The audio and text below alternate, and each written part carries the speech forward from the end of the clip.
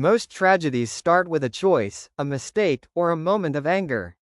But every now and then, you find a case where the entire nightmare began with nothing more than a rumor, a single belief that wasn't even true.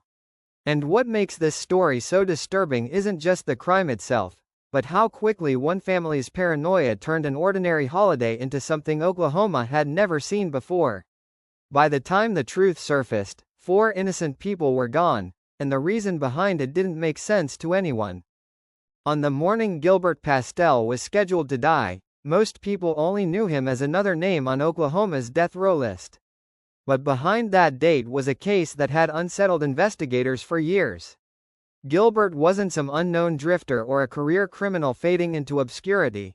His story had been argued in courts, appealed through federal lawsuits, and debated by people who couldn't understand how an 18-year-old ended up at the center of a quadruple murder. As his execution approached, one question kept resurfacing: what actually pushed him to take 4 lives? Because the answer wasn't money, drugs, or a rivalry. It was something far stranger, something that didn't even involve the victims at all. It all began with a crash that should have ended as nothing more than a tragic accident. Gilbert's father, Brad Postelle, wiped out on his motorcycle and suffered a severe brain injury, one that shattered his memory, warped his judgment, and twisted every thought that followed. Doctors said it was a single vehicle accident. No one else was involved. But Brad didn't believe that. In his damaged, paranoid state, he became convinced someone had forced him off the road. And without evidence, without witnesses, he fixated on a man he barely knew. To Brad, this imaginary enemy had tried to take his life. And once that idea took hold, there was no talking him out of it. Long before the crash, the Postelle family was hanging by a thread. Gilbert grew up surrounded by chaos, drug use in the house, constant run-ins with police, and a father who treated crime like routine. By the time Gilbert hit his teens, meth had already taken hold of him. His brother David was spiraling the same way, picking up arrests and drifting deeper into the same world.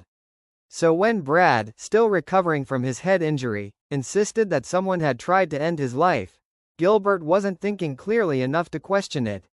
He was sleep-deprived, wired on meth, and desperate for his father's approval. All it took was Brad pointing to a name, and the 2 brothers were ready to act on a lie. Memorial Day 2005 should have been quiet. At a small trailer park in Oklahoma City, 4 friends were spending the holiday the same way anyone else might, relaxing, talking, enjoying the day. None of them had any connection to the chaos brewing inside the Postelle family. But as the sun started to drop, a van pulled up outside the property, and everything changed. Gilbert, his brother David, their father Brad, and a 4th man stepped out carrying rifles.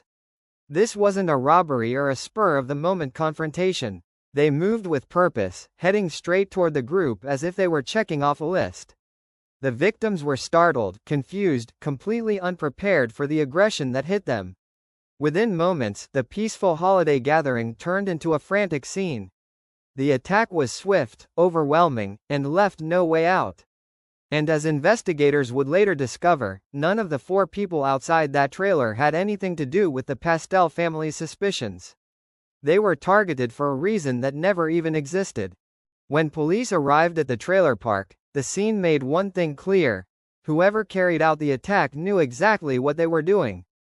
But at first, detectives had nothing solid, no suspects, no clear motive, not even a direction to start. Then came the first real break. A neighbor mentioned a maroon van speeding away right after the gunfire. It wasn't much, but it was enough. Detectives pulled surveillance footage from nearby businesses and, piece by piece, confirmed a van matching that description leaving the area at the exact right time. Weeks passed without an arrest, until the van suddenly resurfaced hundreds of miles away. 2 men who had transported it admitted they were helping the Postelle family escape attention. From there, the case unraveled fast. Investigators recovered trace evidence inside the van, found physical links to the shooters, and pulled in witnesses who finally tied Gilbert, his brother, their father, and their associate to the attack. For police, the picture was now unmistakable. This wasn't random violence. It was planned, coordinated, and rooted in a story no one could make sense of. When Gilbert went to trial, the courtroom became the stage for a nightmare made real.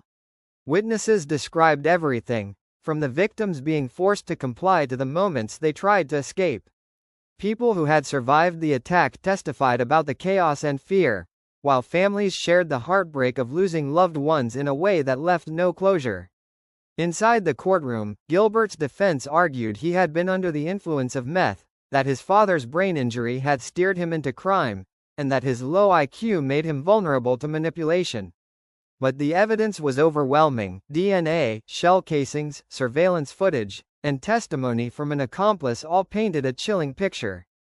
The jury didn't hesitate. Gilbert was sentenced to death for 2 of the murders and life without parole for the other 2. His brother David received life without parole, and their father would never face trial due to his brain injury. Even after the verdict, the question lingered: how could one young man, influenced by his family and drugs, cause so much devastation? Gilbert spent years fighting for his life, filing appeals and challenging Oklahoma's execution methods. His case became tangled in a larger legal battle over lethal injection protocols after reports of botched executions made headlines.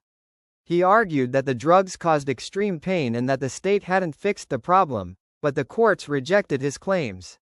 In December 2021, Gilbert had his last chance for mercy, a clemency hearing.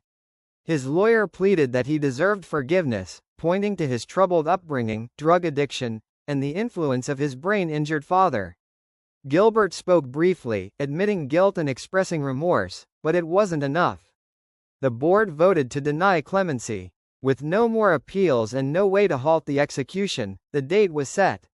February 17, 2022, would mark the end of Gilbert Postelle's life, a life that had been shaped by meth, family dysfunction, and a single false belief that spiraled into a massacre. The Postelle case isn't just about a single act of violence.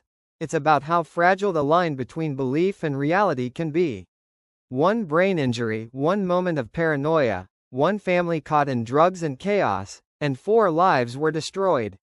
The aftermath stretched even further: families shattered, a father dead without facing justice, one brother imprisoned for life, and Gilbert executed after 14 years on death row. It raises a question that lingers long after the headlines fade. When tragedy is fueled by misinformation, drugs, and broken families, is justice ever truly served? Or does it simply mark the end of one story while leaving the consequences behind for everyone else?